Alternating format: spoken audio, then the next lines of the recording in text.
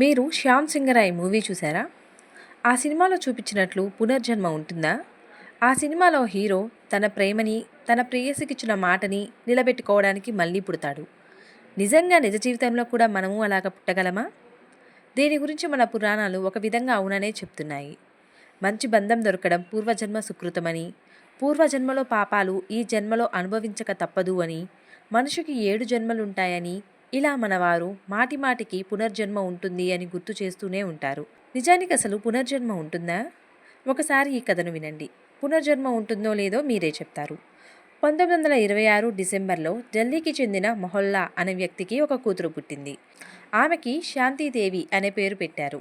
ఈమె 4 ఏళ్ల వయసు వరకు సాధారణంగానే ప్రవర్తించినప్పటికీ 4 ఏళ్ల వయసు నుండి, అంటే ఆమెకి పూర్తిగా మాటలు రావడం మొదలైనప్పటి నుండి ఆమె తల్లిదండ్రులకి, స్నేహితులకి, ఉపాధ్యాయులకి తాను ఇంతకుముందే పుట్టి చనిపోయానని, ఇది ఆమెకి రెండవ జన్మ అని, ఆమె పేరు పూర్వజన్మలో లుగ్దీదేవి అని, పూర్వజన్మలో ఆమెకి పెళ్ళయి ఒక బాబు కూడా ఉన్నాడని, ఆమె భర్త పేరు కేదార్నాథ్ అని, వారి ఇల్లు మధురాలో ఉంటుందని ఇలా చెప్తూ ఉండేదట.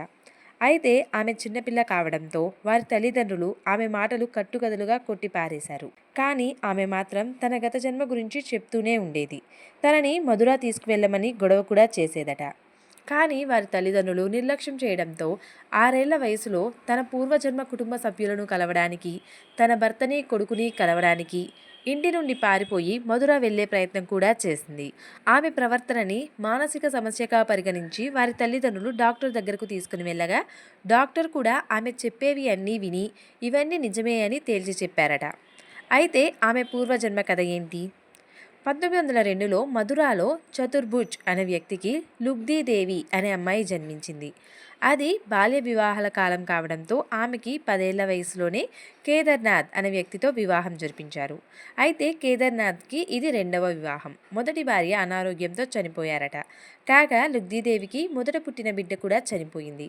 ఆ తరువాత మరోసారి గర్భవతి అయినప్పుడు 1925 సెప్టెంబర్న ఆగ్రాలో ఒక మగబిడ్డకు జన్మనిచ్చింది. కానీ బిడ్డ పుట్టిన కొంత సమయానికే లుగ్దీదేవి మరణించారు. ఇది శాంతిదేవి చెప్పే తన పూర్వజన్మ స్టోరీ. అయితే ఆమె వివరణ కళ్ళకి కట్టినట్లు ఉండేది. తన భర్త చూడడానికి తెల్లగా, పొడుగ్గా, చాలా చక్కగా ఉండేవాడని, ఎడమ చెంపపై పుట్టుమచ్చ కూడా ఉంటుందని చెప్పేది. తన భర్త బట్టల వ్యాపారం చేస్తూ ఉంటాడని, అతనికి ఒక షాపు కూడా ఉందని, అది మధురాలోని ద్వారకాధీశ ఆలయానికి సరిగ్గా ఎదురుగా ఉంటుందని, ఆగ్రాలో కూడా తనకి బట్టల దుకాణాలు ఉన్నాయని చెప్తూ ఉండేది. అప్పట్లో ఈమె గురించి తెలుసుకున్న గాంధీ గారు ఈమె తన పూర్వజన్మ వివరాలు అంత వివరంగా చెప్పడంపై ఆశ్చర్యం వ్యక్తం చేశారు. అంతేకాదు, ఈ విషయంపై విచారణ జరపమని ఒక కమిటీ కూడా వేశారట.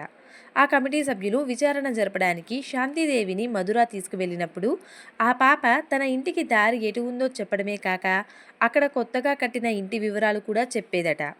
ఆ ఊరిని, అక్కడ ఉన్న ప్రజలని ఎన్నో ఏళ్ల నుండి తెలిసిన వాళ్ళలాగా పలకరించిందట. తన ఇంటిని చూసి గుర్తుపట్టి పరిగెత్తుకుంటూ వెళ్ళి తన కొడుకుని పట్టుకొని ఏడ్చిందట.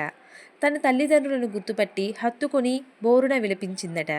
అంతేకాదు, ఆ ఇంట్లో తాను ఓ చోట డబ్బులు దాచిపెట్టారని, ఆ స్థలం వివరాలు కూడా చెప్పగా అక్కడికి వెళ్ళి చూస్తే ఆమె చెప్పిన విధంగానే డబ్బులు కూడా ఉన్నాయట.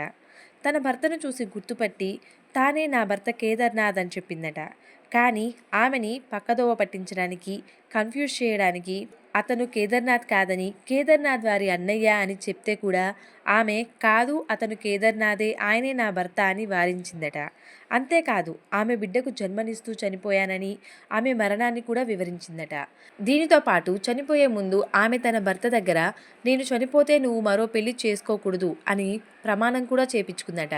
ఈ విషయం తనకి, తన భర్తకి కాకుండా మరెవరికీ తెలియదని, ఖచ్చితంగా ఈమె తన భార్య లుగ్దీదేవి అని కేదార్నాథ్ ఒప్పుకున్నారట.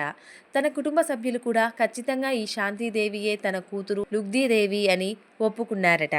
ఈ విషయాన్ని విచారించిన కమిటీ శాంతిదేవియే లుగ్దీదేవి అని కన్ఫర్మ్ చేశారు. అయితే శాంతిదేవి ఆమెకి పూర్వజన్మలోనే పెళ్లి అయిపోయిందని ఇక పెళ్లి చేసుకోలేదు. ఈమె 1987 డిసెంబర్ 27న 60 ఏళ్ల వయసులో పునర్జన్మకి సాక్ష్యాన్ని మనకి అందజేస్తూ కన్నుమూశారు. ఇప్పుడు చెప్పండి, పూర్వజన్మ ఉంటుందా ఉండదా?